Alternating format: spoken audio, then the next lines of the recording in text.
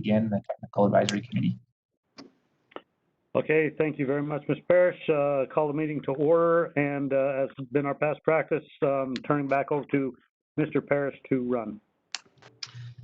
Good morning, everyone. Thank you for signing in today. Again, I have to read through some housekeeping items, so bear with me for a moment. As we go through the agenda, we request any committee members wishing to make a comment, ask a question, or make a motion that you say your name for the record. We will open the floor for questions after presenting each item. Also, after a motion is made and a vote is called for, each committee member will verbally vote.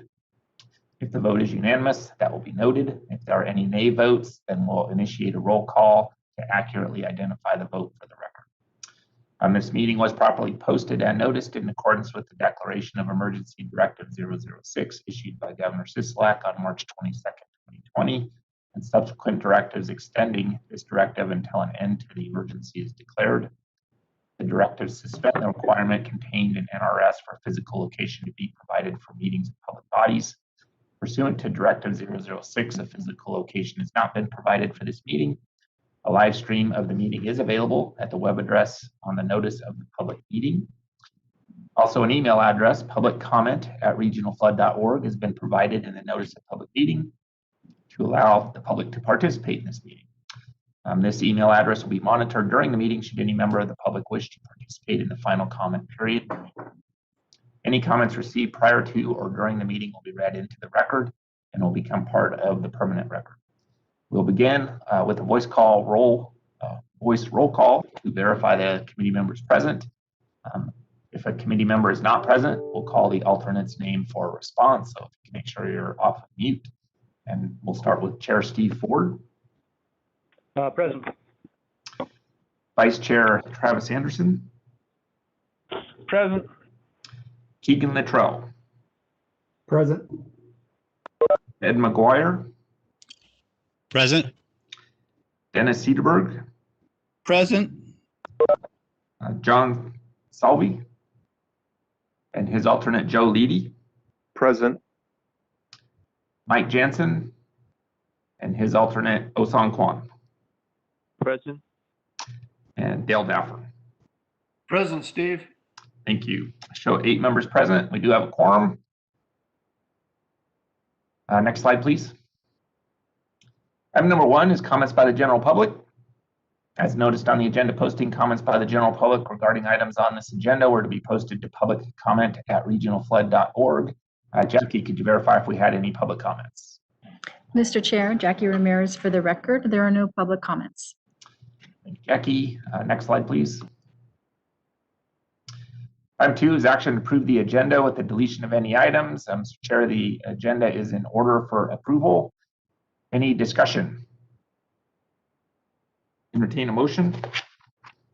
Dale Daffer in North Las Vegas, motion to approve. Thank you. There's a motion on the floor for approval from Dale Daffer. And any discussion on the motion? All those in favor say aye. Aye. Aye. Aye. Aye. Any opposed say nay. That motion carries unanimously. Thank you. Next slide, please. Item 3 is action to approve the minutes of the December 17th, 2020 meeting. Any discussion? Entertain a motion. Dale Daffer in North Las Vegas, motion to approve the minutes. There's a motion on the floor for approval from Dale Daffer. Any discussion on the motion? All those in favor say aye. Aye. Aye. Aye. Aye. Any opposed say nay. That motion carries unanimously. Next slide, please. Item 4 is action to accept the financial reports. Mr. Chair, the report is in your backup. I'll point out on page 3 of the report is the sales tax. We've been keeping a sharp eye on sales tax through this downturn in the economy.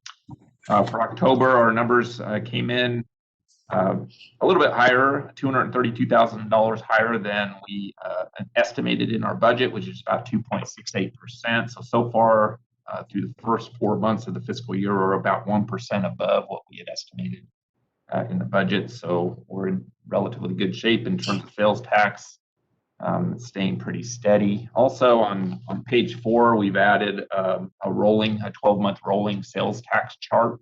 to just kind of give you a visual of how sales tax is doing over the last several months. And with that, staff would recommend you accept the report.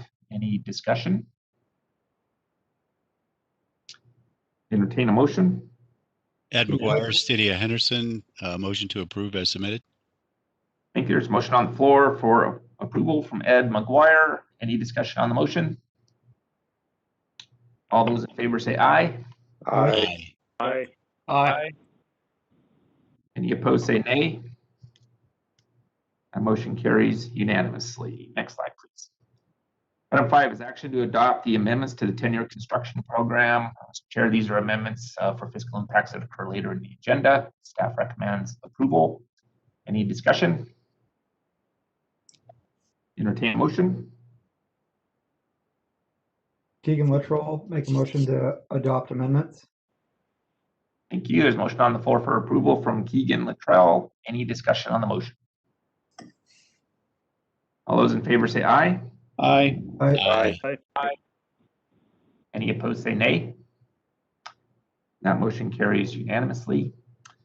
Item 6 is action to approve the second amendment to the professional services agreement with ICF Jones and Stokes, Inc. to extend the project completion date for the future development of a regional in lieu fee mitigation program for future flood control master plan projects. Mr. Chair, this project has been going on for some time now. We're utilizing this consultant to help us develop a new mitigation bank for the 404 permitting purposes with the Corps of Engineers and the EPA. This item is just to extend that agreement. Staff recommends approval. Any discussion? Entertain a motion. Dale Daffer. Travis Anderson, Motion to City approve item 6. I think I heard Dale Daffern move for approval. Any discussion on the motion? All those in favor say aye. Aye. Aye. Aye. Any opposed say nay. That motion carries unanimously. Next slide, please. Item 7 is action to approve and authorize the general manager to sign the first amendment to the agreement for professional services between Arcadis US Inc. and the district to fund the development of site-specific criteria for selenium in the Las Vegas Wash. This project has been ongoing for about a year now, working on establishing a new site-specific standard for selenium in the Las Vegas Wash.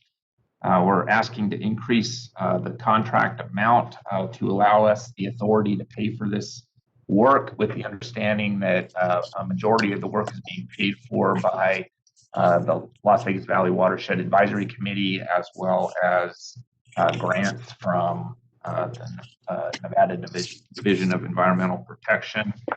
So the fiscal impact is $179,800. Staff recommends approval. Any discussion? Entertain a motion. Joe Leedy, move to approve.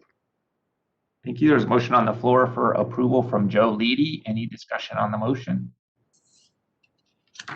All those in favor say aye. Aye. Aye. Any opposed say nay. That motion carries unanimously. Next slide, please. Thank you. Item 8 is action to adopt the flood control master plan update for the Muddy River and tributaries. Mr. Chair, as we're required every 5 years per NRS to update our master plans. This master plan is due this year. We do have a presentation prepared for this item. So Brian Rowley, when you're ready, you can unmute and begin your presentation. Okay, thanks, Steve. Can you hear me okay? Yes. Good to go. Good morning, Mr. Chairman and members of the committee. My name is Brian Rowley. I'm a principal civil engineer with the district, and I was responsible for leading the effort to update the 2020 flood control master plan for the Muddy River and tributary washes. So I had to turn on my camera today. I put on a tie for the first time in many months. So that's my gift to the committee, I guess. But I'm grateful to be here and have a chance to share about this successful project. The district completed much of this update with our own staff, but we also worked closely with Clark County Department of Public Works, and we did have some technical support from Atkins Consulting Firm to help us with some of the modeling and analysis and report production tasks. So let's go to the next slide, Tammy. This master plan is the required update that we do every 5 years, and really it's just a chance for us to assess the progress that's been made during the past 5 years, make sure that everything is current, that we're using the best available data, and then we have a chance to review the plan and recommend any needed changes. The first update for this MPU was completed in 1988, so this will be the 7th time that this master plan has been updated. Next slide. We worked with the county to provide a full update to the MPU, and this slide shows some of the standard steps that we go through to do that and some of the work that was involved, starting with field investigations and collecting relevant studies and reviewing those. Then we go through the process of doing some modeling and hydraulic analysis and basically taking a good look at the system where we can add facilities or recommend changes. And then finally, we develop some cost estimates for that. Next slide.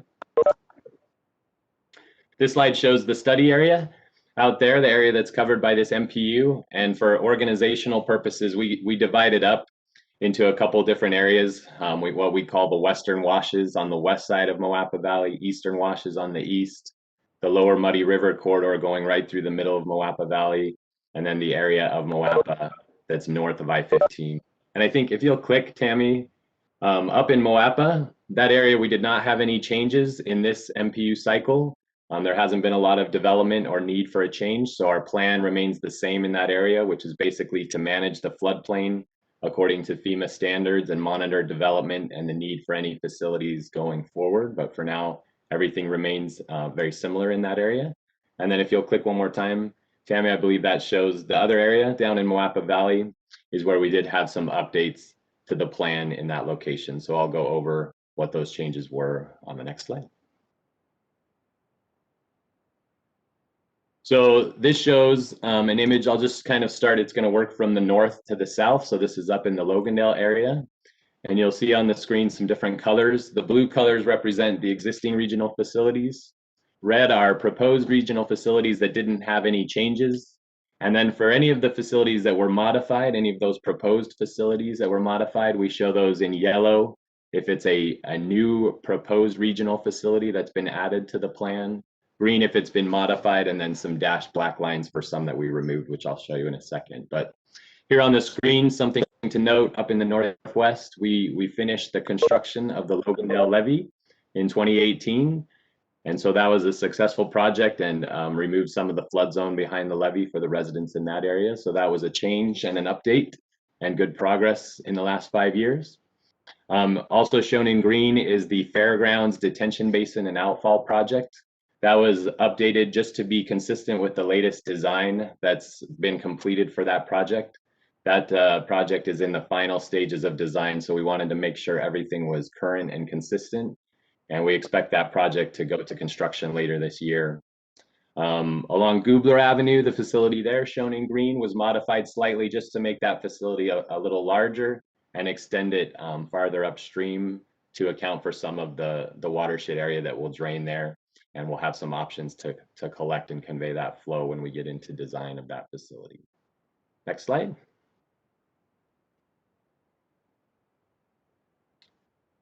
Moving south now, this is going down closer to the Overton area. You'll see the biggest change, the most significant change we made is shown in yellow along Ingram Avenue. And so what we did in coordination and after receiving feedback from the county, there are some drainage problems in that location, in that general area. And so we've added a proposed facility that cuts off the flow, that will intercept the flow from the west, that Western Washes channel system that comes down. And then now it will cut off the flow and go from west to east toward the Muddy River. So that is a new proposed regional facility there. And then you'll see downstream of there, the lines are showing green, and that's because that change will increase the flow rate that's expected to get to those facilities. So those have been modified as well to be slightly larger to accommodate that increase in flow. You'll notice the dashed black lines. That is a portion of the regional facilities that have been removed based on that change that I just described. There's no need for those any longer. And then finally down there in the bottom left, that facility system shown in green, what we're saying is the modified western washes along the Overton Wash. Those facilities, again, because of that change, those were able to be reduced in size, and it's kind of a standalone system now, so that's been renamed as well.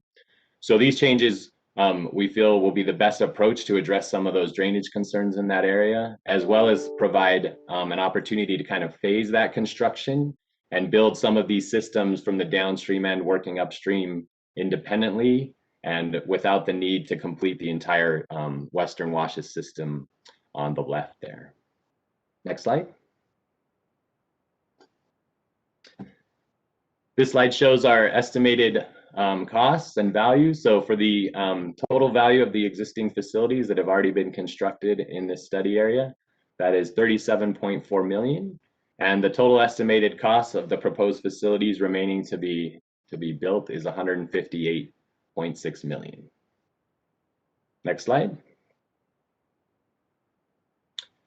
This just shows the recommended action, and our recommendation as staff is that you accept the MPU. I'll let Steve talk a little bit more about that, but we feel like this has been a successful project in coordination with the county and that it represents the best plan out there to mitigate the flood hazards. Next slide. I think it's just the last one. Yeah. So just of note, this is a picture. If you're interested in that Logandale levee that I mentioned at the northwestern part of town there. And so you can get a look at that if you haven't seen it, but a significant structure that will protect residents in the area. So if there's any questions, I can answer those, or if there's anything else we need to do, let me know, Steve. Thank you, Brian. Any questions for Brian?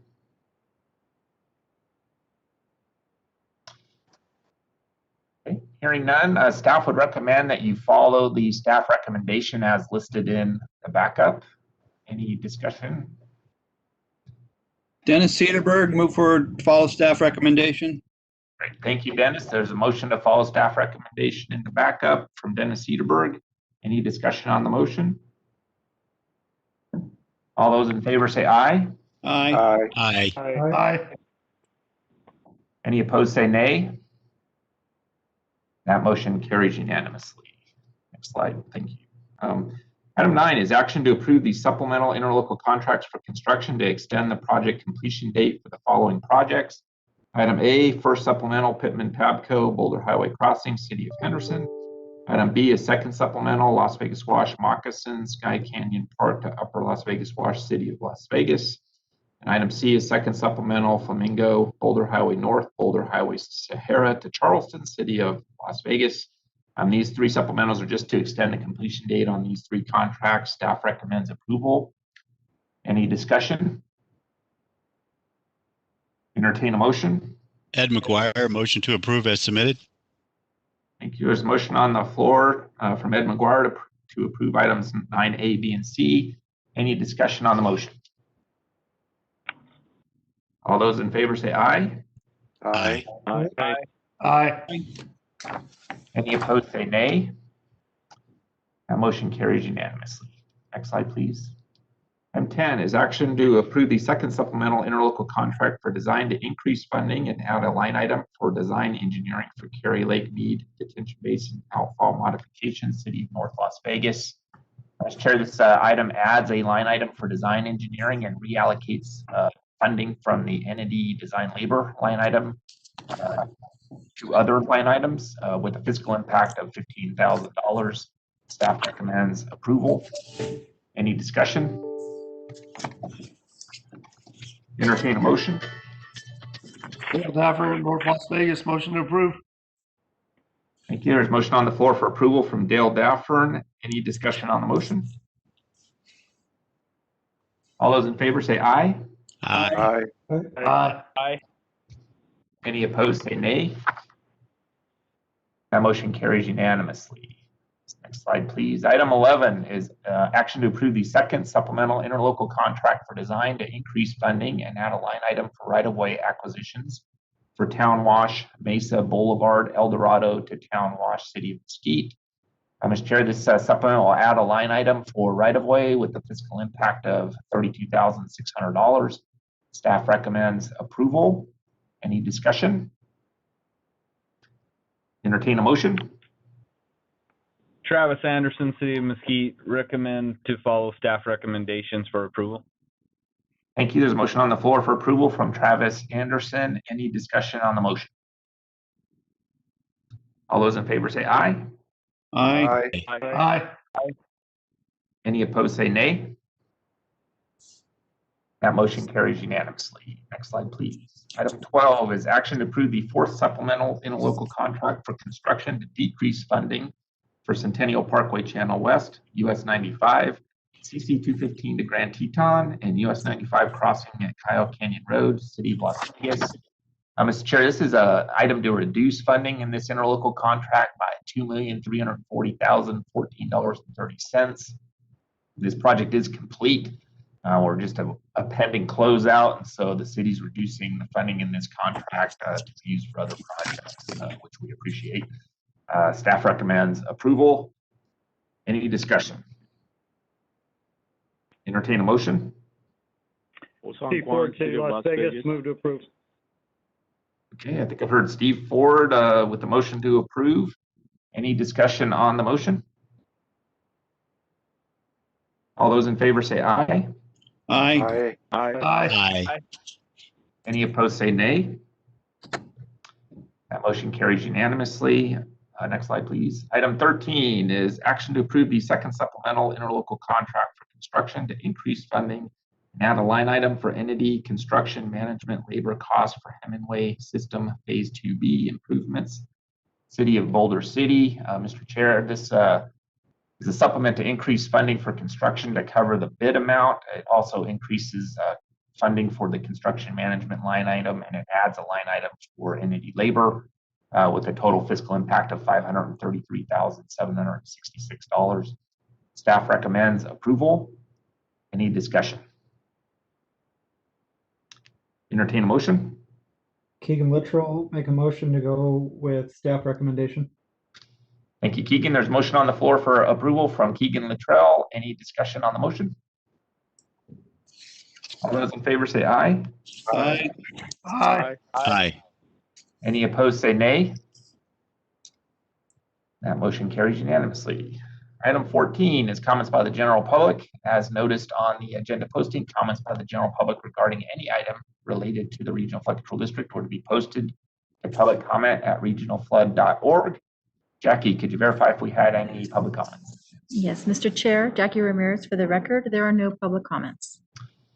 Thank you, Jackie. And Mr. Chair, with that, that concludes our posted agenda. I just want to remind all the members to remain logged into the meeting for the start of the RTC EAC meeting, which should begin in a few minutes. With that, I'll turn it back over to the Chairman Ford. Thank you, Mr. Parrish. Appreciate everybody's time and effort. Meeting is adjourned.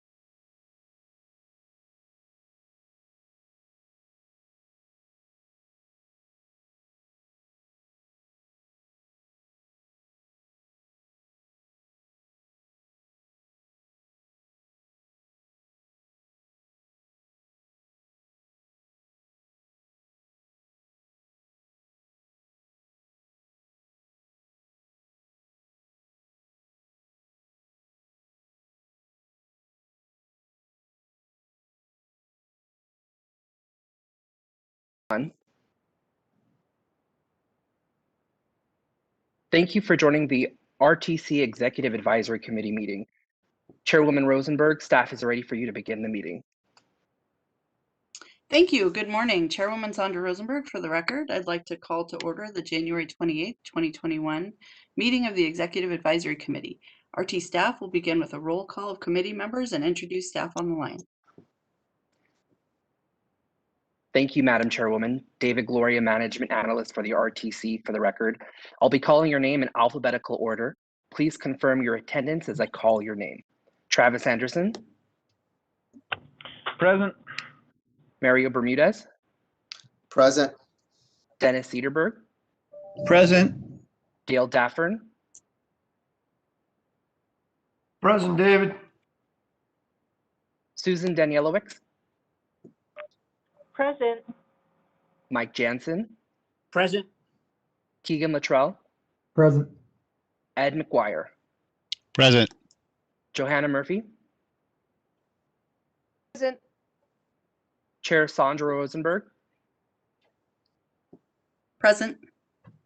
Richard Sechrist. Present. Robert Summerfield. Present. And Michael Tassi. Present. Thank you. Please note that we have several RTC staff on the line for today's meeting. This includes Mr. David Swallow, Deputy CEO, Mr. John Penuelas, Senior Director of Engineering, Mr. Andrew Kelman, Acting Director of the Metropolitan Planning Organization, Mr. David Clyde, Associate General Counsel, Mr. Joe Damiani, Manager of Engineering, and finally, Ms. Beth Jay, Manager of Transportation Planning. Thank you, Madam Chairwoman. Thank you, Mr. Gloria. Mr. Penuelas, for the first item, I'll turn it over to you. Thank you, Madam Chair and members of the committee. John Penuelas for the record. With the RTC, the first item on the agenda is to conduct the first citizens participation period. But first, I'd like to remind you that on March 22nd, 2020, the State of Nevada Executive Department issued Declaration of Emergency Directive 006, which suspended the requirement to have a physical location for public meetings. Pursuant to Directive 006 and for the health and safety of the community, this meeting is being held virtually. To allow for public participation, the RTC is accepting public comments via email at publiccomments@rtcsnv.com. Comments can be submitted to be read aloud or to be added directly to the written record. Mr. Gloria will read the public comments received by the RTC. Thank you, Chairwoman. Chairwoman Rosenberg, again for the record. This is the first time set aside for public comment. This time is limited to comments on items included on the agenda. Comments will be limited to the first 500 words, with the remaining words to be included in the written record. Do we have any public comments? Thank you, Madam Chairwoman. David Gloria for the record. There are no public comments at this time. Thank you. Moving on, next, Mr. Penuelas. Yes, thank you, Madam Chair. Item 2 is to approve the agenda. The agenda is in order and ready for your approval.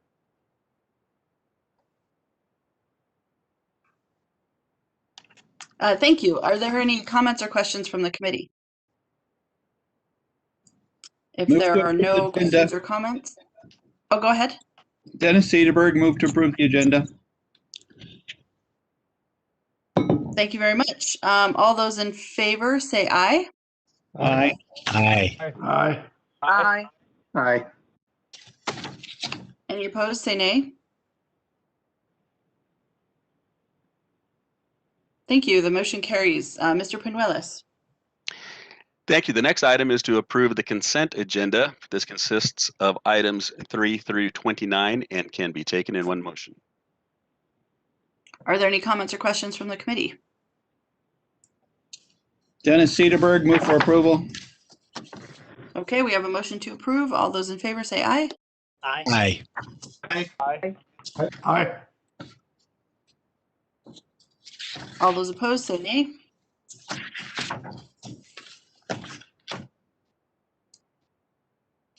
The motion carries. Thank you. Next up, item number 30, Mr. Kelman. Thank you, Madam Chairwoman. Andrew Kelman, Acting Director of the MPO for the record. Item number 30 is to review and approve Regional Transportation Plan Amendment Clark 21-04 to the 2021 to 2050 Regional Transportation Plan. The newly updated RTP was adopted by the RTC board earlier this month, and federal regulations require it to be amended when there are major adjustments. The primary purpose of this RTP amendment is to incorporate project-specific changes that were identified after development of the full RTP update had already begun. So these changes are being amended into the RTP now that the update has been adopted by the RTC board. The changes make funding adjustments to existing projects as requested by their sponsors and add new projects to the RTP. This slide highlights the 3 RTC projects included in the amendment, one of which is the new Integrated Safety Technology Corridor project on US 95, and the limits of that project are from I-15 to Summerlin Parkway. This project was recently awarded $6 million in discretionary federal funding for deployment of advanced transportation technologies to improve safety, efficiency, and system performance on US 95. A locally funded Clark County rehab project is also being added to the RTP. 2 North Las Vegas projects are also included in this amendment. And the last project to highlight is the one Nevada DOT project included. There are scope and funding changes to the Tropicana Interchange project at I-15. One note is that this amendment adds discretionary funds received this past summer from the Infra Grant Program for $50 million to the Tropicana Interchange project. For public review of this RTP amendment, the RTC coordinated a 21-day publicly noticed comment period that ended on January 24th. No public comments were received. For approval after EAC consideration today, the RTC board will consider this amendment for approval in February. And this amendment does not negatively impact air quality and is consistent with the goals and strategies of the newly adopted RTP. RTC staff recommends approval.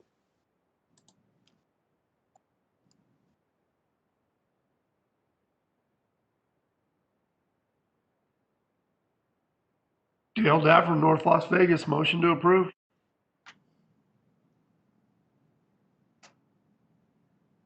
Chairwoman Rosenberg, I think you're muted.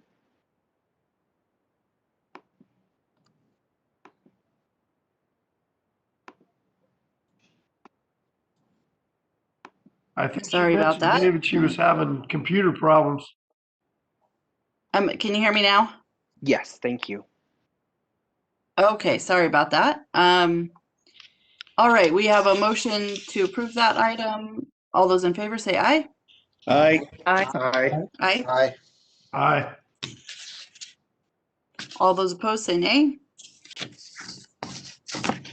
Motion carries. Thank you, Mr. Kelman. Item 31 is to approve safety performance measure targets. This item will be presented by Ms. Bessia. Thank you, Andrew. Bessia, Manager of Transportation Planning, for the record. So this presentation is about RTC's 2021 safety measure targets.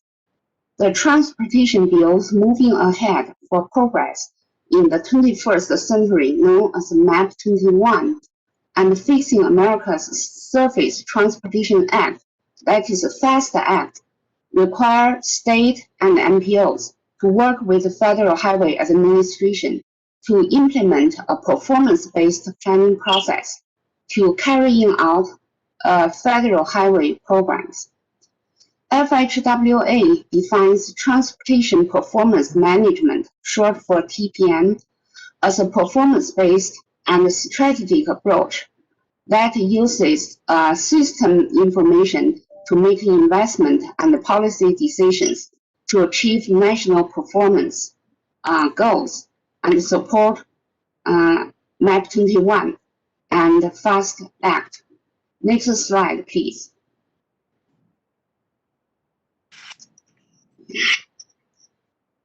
Okay, next slide, please. I already finished this part. Yeah, there are 6 elements in the TPM. We've seen this before, so this is just a quick refresh of the 6 elements. And we will see how they all work together to support performance-based management of the transportation system later. These 6 elements are national goals, performance measure targets, transportation plans, reporting, accountability, and transparency. Next slide, please.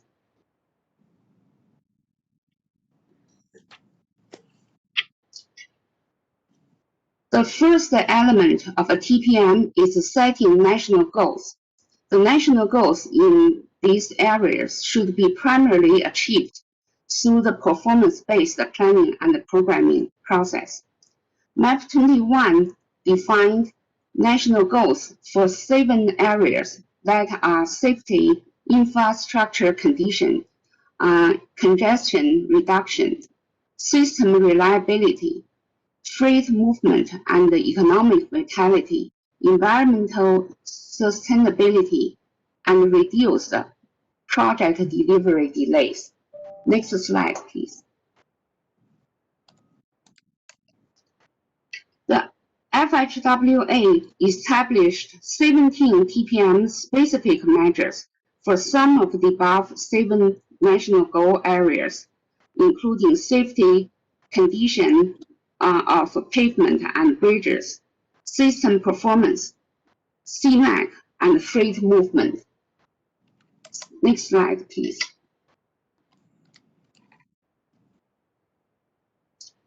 For safety area, the goals are to achieve a significant reduction in traffic fatalities and serious injuries on all public roads. FHWA established 5 safety measures. These are number of fatalities, rate of fatalities per 100 miles vehicles, rate of fatalities per 100 million vehicle miles traveled, number of serious injuries, rate of serious injuries per 100 million VMP, and the number of non-motorized fatalities and non-motorized serious injuries. Next slide, please.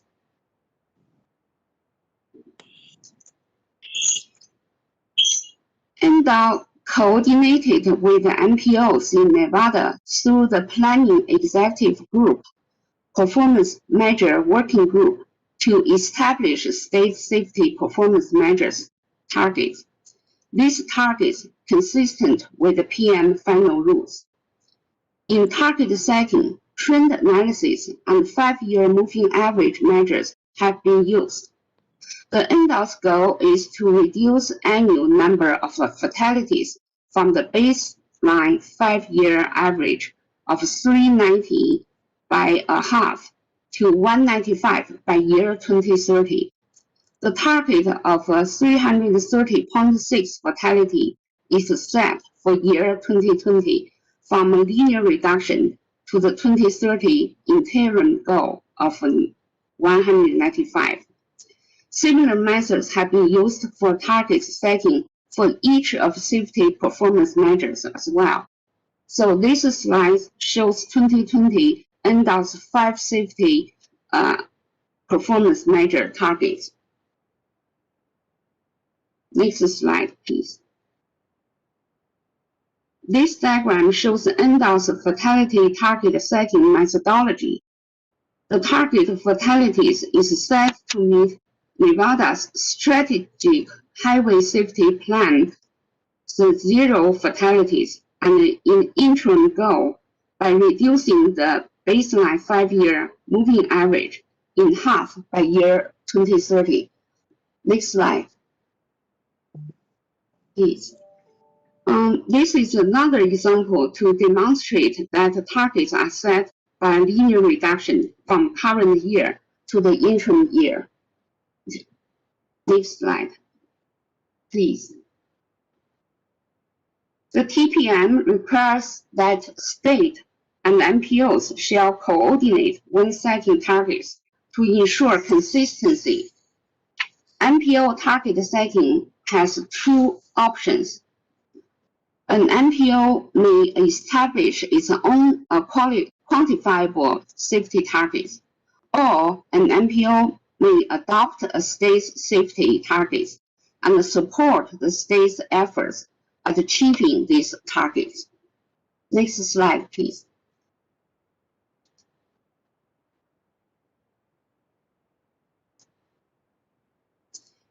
From 2020, RTC staff decided to set up own targets for Las Vegas region using Clark County crash data provided by NDOT and similar methods used by NDOT. This approach will allow RTC to use a similar state methodology to monitor Las Vegas regional safety data and safety progress more timely and update annual regional targets by more consistent methods. Next slide, please.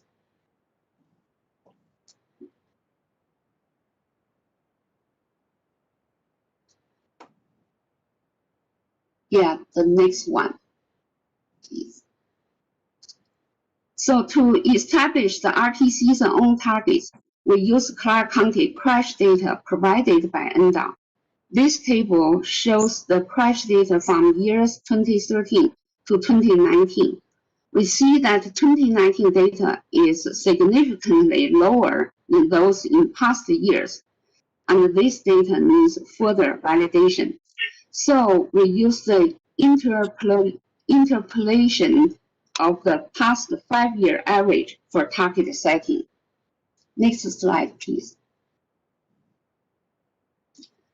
We use the method similar to NDOT's trend analysis method and set the 2021 safety targets by a linear reduction to the interim goal.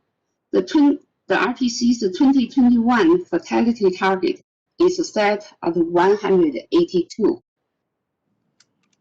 The next 5 slides show the rest targets are calculated using the similar method. Please go through the next 5 slides quickly. Next, please. And this is for fatality rate. Next, please. This is the number of serious injuries target. Next, please. And this is for serious injury rate targets set at 4.24. Next, please. And this is the non-motorized fatality targets. Next, please. And for non-motorized serious injuries. Next slide, please. This table shows NDOT's and RTC's projected 5-year average and established safety targets. So in the middle column, these are NDOT's 2020 targets, and on the 2 columns are RTC's 2021 targets.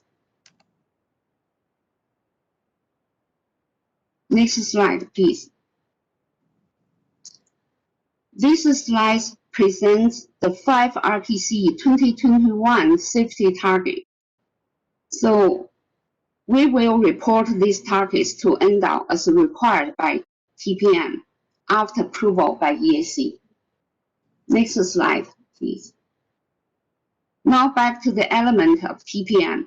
The first element is plant. TPM requires that transportation improvement programs shall be designed to promote achievement of the performance targets in the plan. Next slide, please. The 5th element of TPM is reporting. States and MPOs are required to report on transportation performance. Requirements include annual re-evaluation and establish targets, and state DOTs make an annual report to US DOT. Next slide, please. The last element of TPM is accountability and transparency. This includes state DOTs reviewing progress towards the targets and providing reports to the US DOT. Next, please. This ends my presentation, and I would be happy to answer any questions, and staff recommends approval. Thank you, Ms. Gia and Mr. Kelman. Are there any questions from the committee? Yes, this is Dennis Cedarberg. Go ahead, Dennis. How do you achieve the element, the TPM element where it says the TIP shall be designed to promote achievement of the performance targets? What do we see happening in that design? I think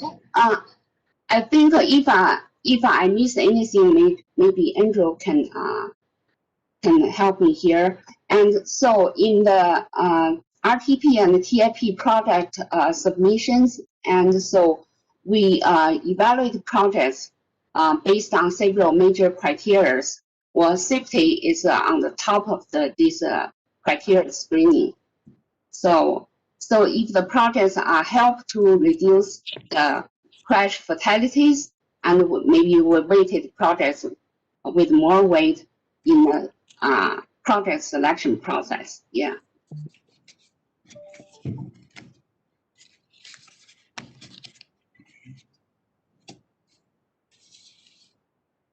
Okay, any other questions or go ahead. Do I answer your question? Somewhat. I guess we have to go through the process to figure out how to do it. I guess you look at each project and say, how many fatalities is this project going to reduce? I think that's a great question, Dennis. This is Ed McGuire. I think if there were some, I'm not familiar either, if there were pre-established criteria for, this, we expect this sort of improvement. I'm a little torn because some of the projects like a road diet, you encourage additional bicycles and pedestrians, and I don't want to drive up pedestrian accidents on the one hand, but have a more useful street section on the other hand. So I think it's a really good question Dennis raises. Well, and I can add, this is Chairwoman Sandra Rosenberg, I can add a little bit to that. It's an ongoing process in terms of figuring out the right suite of projects to address multiple goals, safety being one of them. I will say that on something like a road diet, the other safety benefit is that it tends to slow traffic down. So while you might have a mix, you're giving space to bicyclists who may already be on the facility without space and slowing down the entire facility. So our traffic safety engineering division is working on looking at a lot of that data in terms of actual crash reduction potential for different types of improvements. So that's something we can do on a project by project basis, but also I think, the role of the MPO is looking at it kind of systemically. And while project prioritization is a critical part of that, really you're looking at, does the suite of projects help us move the needle in a number of performance measures, safety certainly being the primary and most important one, but balancing that with travel time reliability and preservation goals and things like that. So I know with our One Nevada process, and I think that the RTP does something similar where we look at all of those things and try and promote or highlight projects that meet multiple goals. So if you're, rehabbing a road and doing a road diet, that might actually meet multiple goals at once. So it is project by project, but it's also systemic. So looking at, what types of projects tend to reduce crashes, along with some of the work we're doing with the Office of Traffic Safety and education and things like that. That's not in your tip, but continuing that effort in parallel is helpful as well. Madam Chair, Mike Jansen, City Las Vegas. I don't know if this was covered in the report, but was wondering how will the values be tracked and by whom? Will each agency have their own reporting responsibilities? And just, from a consistency basis, how can we ensure if so, how can we ensure we do it all consistently? And then just a second comment was, staff noted that the Nevada Strategic Highway Safety Plan was just released with a reorganization of their key areas of focus for the next 5-year period. And just wanted to mention, I don't know if the safety performance metrics that were just discussed, do they align with with that state plan, or are ours more specific to the Southern Nevada MPO? So just wanted to throw those two comments out there. Okay, thank you. That may be more, well, one, I think they are all aligned, and I'd be happy to come back and have someone do a presentation of the strategic highway safety plan if this group would be interested in that. But in terms of aligning, the region and the local entities with the state roles, I don't know if Andrew, you want to cover that? Yeah, Madam Chair, through you, this is Andrew Kelman. About the data consistency, Mike, all of the NDOT from all of the data comes from NDOT. So that's how we manage the consistency issue among the local entities. And then working through what's called the planning executive group, we have a performance management subgroup under that. And we have all agreed, so all of the MPOs in the state working with NDOT, we have all agreed what performance measures we're tracking, and then what targets the state is going to set, and then what targets each of the different MPOs are going to set. And so that's how we achieve consistency with any updates to the strategic highway safety plan at the statewide level. Thanks, Andrew. That's great clarification. Thank you. Thank you. I wasn't sure if you were talking about the data or the projects themselves, but that's why we have this coordination between the MPOs and the state through the PEG.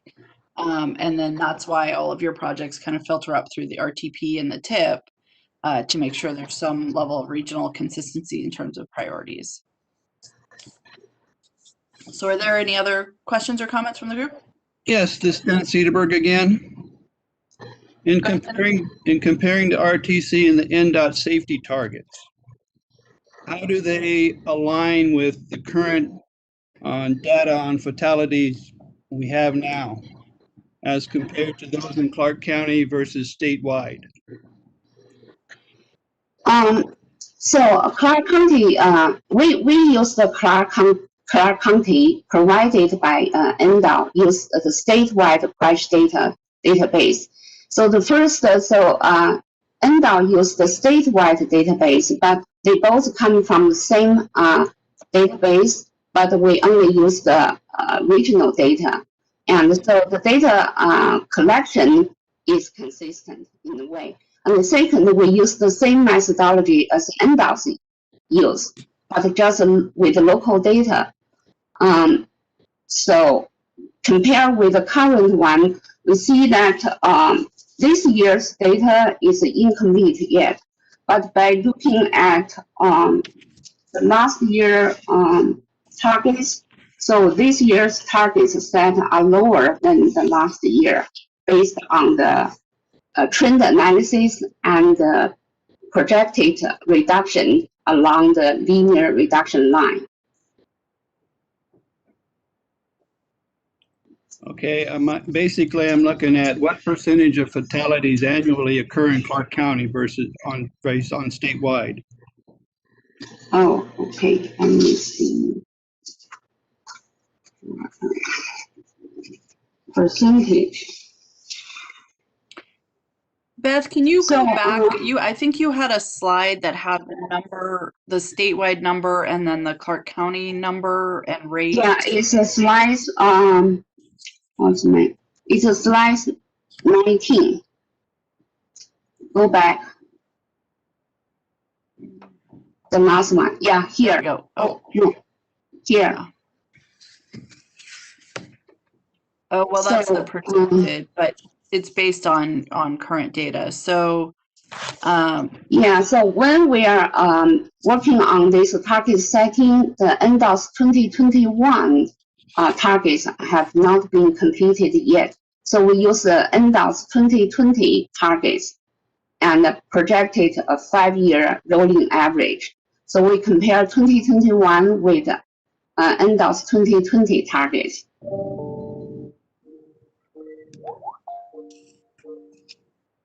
And we can so I guess the short answer, Dennis, is there. Yeah. Mm-hmm. Yeah. when you pull out the Clark County data, the trend lines look slightly different. And so you all are setting your targets based on the trends in your area, whereas we set it for statewide. But if you look at the numbers, certainly the majority of fatalities are in Clark County, but the rate is slightly lower. If that makes sense. The rate for when normalized for VMT, it's slightly lower. So when Did you that look answer at, your question, Dennis? well, somewhat. So when you look at the fatalities, our target basically is about a little over 50% of the state's target. So you'd indicated that the majority of the fatalities are in Clark County. Does that mean slightly more than 50%, or is it greater than that? But now, from looking at these numbers, it's slightly greater than, oh no, slightly greater than 50%, yeah. So is that what it is currently?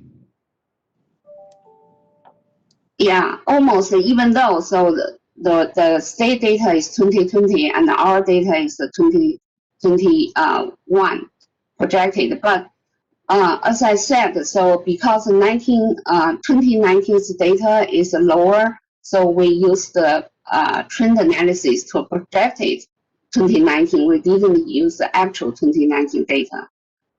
So we need to maybe to verify this later on when the new data comes in. Would it be helpful to follow up on this item with the specific numbers for maybe the last couple of years? Because this is the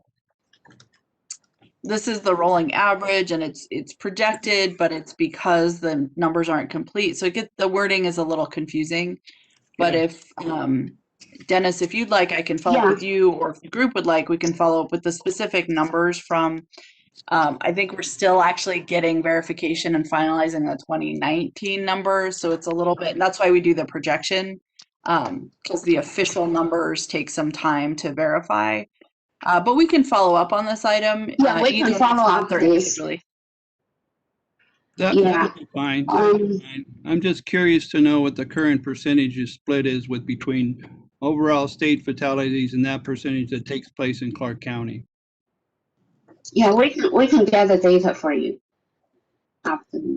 Yeah, in fact, we actually get monthly updates from the Office of Traffic Safety, but they're not, as I said, they're not official or finalized because it takes some time to verify and locate. And but we get preliminary numbers every month.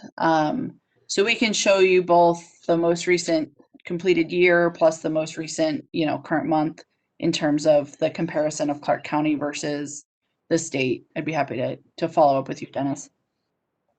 Okay, that would be good, Sandra. Thank you. You're welcome. Are there any other questions on this item?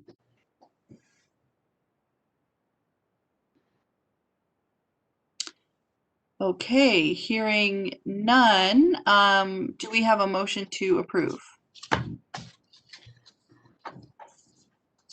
Motion to approve. This is Robert Summerfield. Thank you, Mr. Summerfield. All those in favor say aye. Aye. Aye. Aye. Aye. Aye. Aye.